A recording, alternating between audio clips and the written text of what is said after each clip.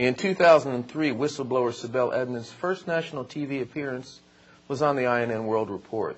Edmonds is the former FBI translator who heard some very sensitive information on pre-9/11 tapes that she was asked to translate for the FBI. So sensitive was this information that the U.S. government slapped the State Secrets Privilege Act on her. She was not allowed to talk. Back this past October, she offered to finally tell her story to any U.S. mainstream news outlet if that story would not be edited. There were no takers. Just yesterday, the London Times printed Sibel's story, and what a story it is. Sibel could not join us today, but instead we have with us Brad Friedman, who has done several recent interviews with Sibel. He now joins us by phone. Welcome to INN, Brad. Thank you, Lenny. How are you, sir? Brad, what is in this blockbuster?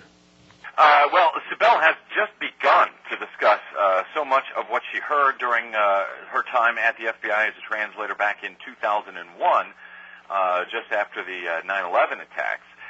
In this extraordinary article that I strongly recommend everyone read in the Sunday Times of London yesterday, she begins to speak about some of the nuclear black market secrets that she heard and some rather extraordinary information concerning high U.S. officials who had been apparently helping to sneak out nuclear secrets to Turkish and Israeli interests, who then in turn shared them with Pakistan, which led to the creation of their nuclear bomb down there in Pakistan.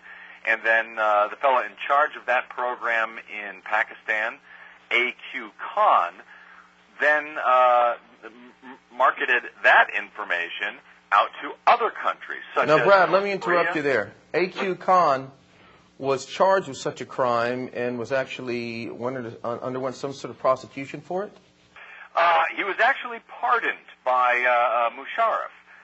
He was caught selling these secrets out to folks like North Korea and Libya and Iran, and supposedly he was stopped from doing so any further. We don't really know, and Musharraf, president of Pakistan, ended up pardoning him for this.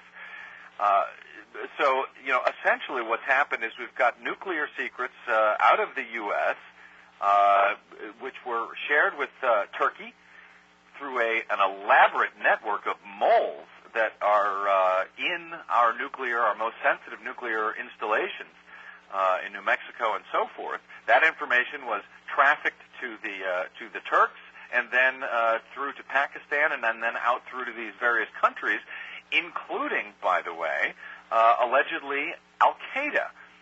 One of the folks involved in this story, the head of the Pakistani Secret Service spy agency, the ISI, was both in Washington just before the 9/11 attacks, and as well, he has been said to have met with Osama bin Laden in the weeks just prior to 9/11. In the bargain, what Sibel claims to have heard on these tapes that she's translated, and she says that, hey, they're available, release the tapes so everyone can hear, is high-level officials in the State Department and in the Pentagon cooperating with this effort. She says in one case, you can actually hear one of the State Department officials who was named by the Times. He's actually not named, he's referred to, but in fact that is Mark Grossman, who was... Well, Brad, let me interrupt you there. We know Mark Grossman, but is there any possible connection to that great American patriot, Dennis Hastert? Well, in fact, she has spoken. It was not in this particular article, but in the past, there was a Vanity Fair expose back in 2005, which, again, no one in the mainstream media actually bothered to follow up on for the most part. That Vanity Fair expose said that Denny Hastert had been perhaps taking as much as $500,000 in bribes, again, from these same Turkish nuclear black market interests. And in fact, Edmonds speaks about in the Times article that this unnamed official, in this case Mark Grossman, the number 3 man at the State Department, is heard on the tape arranging to pick up, I think it's $15,000 at one point from the Turkish embassy. Just extraordinary details, and I got to tell you, Lenny, one of the most extraordinary details is not even the fact the facts that she talks about themselves and the fact that high-level U.S. officials have helped to proliferate nuclear secrets around the world to America's enemies. But one of the perhaps even more scandalous points of this story is that the American mainstream media didn't want the story. They didn't cover this even after we broke the exclusive at Brad Blog that she was willing to now break her unprecedented gag order and give this information out to the public, because she's been trying to get it to Congress and everywhere else now for years, and they've been ignoring it. They have not held the hearings that they had promised. Henry Waxman had promised to hold hearings on this once he came into the chairmanship of the Oversight Committee. He has not done that. He has not held those hearings.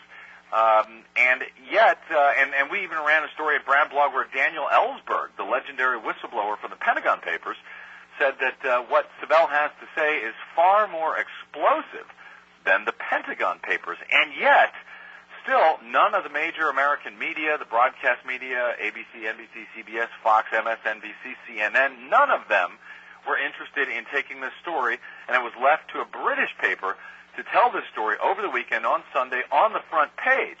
And here we are Monday, and I'm still waiting for the American media to follow up on this unbelievably explosive story. Brad, you said that this was just the tip of the iceberg. We've heard rumor in the past that she may actually know the planners of 9/11 or may have heard some information like that. Do you believe that that will be included, or is this really going to be the most explosive part of the story?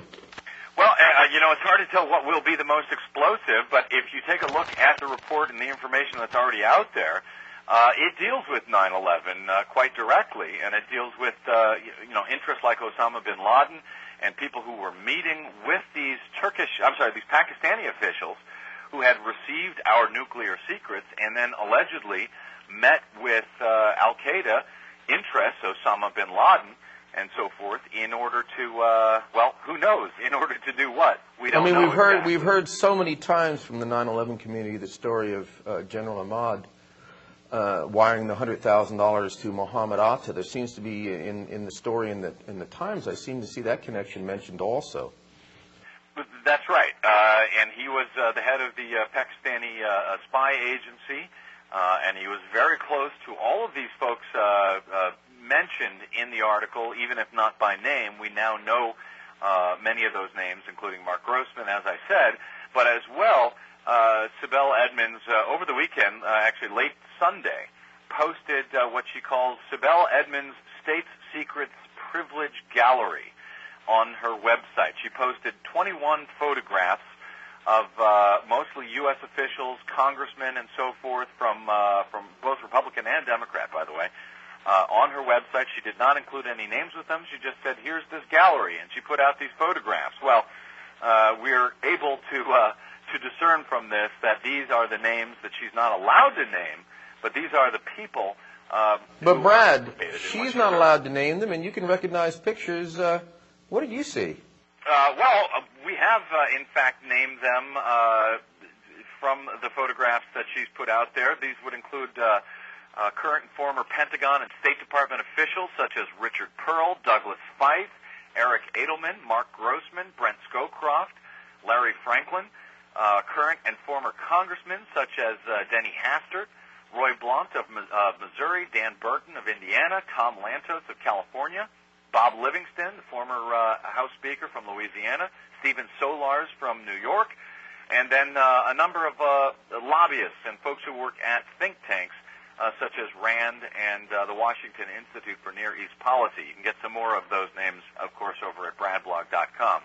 These are the people who seem to be at the center of this tale, incredibly high-level officials who seem to have received money, payoffs in some fashion or another for their cooperation in this scam to release our nuclear secrets. Furthermore, by the way, I should add, Mark Grossman is said to have been heard on the tapes trying right after 9/11, after some of these folks involved here in this network of moles were taken in and were arrested.